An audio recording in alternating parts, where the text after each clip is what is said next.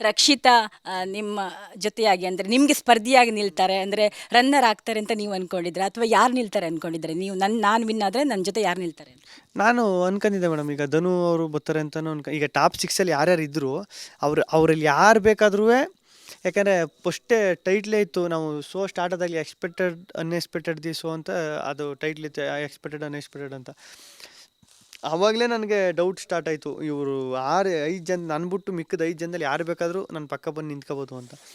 ಆಮೇಲೆ ಫಸ್ಟು ಧನುವಣ ಹೋದ್ರು ಗೊತ್ತಾಯ್ತು ಟಾಪ್ ಸಿಕ್ಸಲ್ಲಿ. ಆವಾಗಲೇ ನಂಗೆ ತಲೆ ಕೆಟ್ಟೋಗ್ಬಿಡ್ತು, ಅಯ್ಯಯ್ಯೋ ಇವನನ್ನು ಎಕ್ಸ್ಪೆಕ್ಟೇ ಮಾಡಿರಲ್ವ ನಾನು ಚೆನ್ನಾಗೆಲ್ಲ ಟಾಸ್ಕ್ ಆಡ್ತಿದ್ರಲ್ಲ ಅಂತ.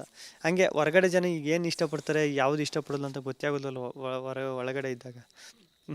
ರಕ್ಷಿತಾ ನಿಮ್ಮ ಜೊತೆಯಾಗಿ ಅಂದರೆ ನಿಮಗೆ ಸ್ಪರ್ಧಿಯಾಗಿ ನಿಲ್ತಾರೆ ಅಂದರೆ ರನ್ನರ್ ಆಗ್ತಾರೆ ಅಂತ ನೀವು ಅನ್ಕೊಂಡಿದ್ರೆ ಅಥವಾ ಯಾರು ನಿಲ್ತಾರೆ ಅನ್ಕೊಂಡಿದ್ರೆ ನೀವು ನಾನು ವಿನ್ ಆದರೆ ನನ್ನ ಜೊತೆ ಯಾರು ನಿಲ್ತಾರೆ ಅಂತ?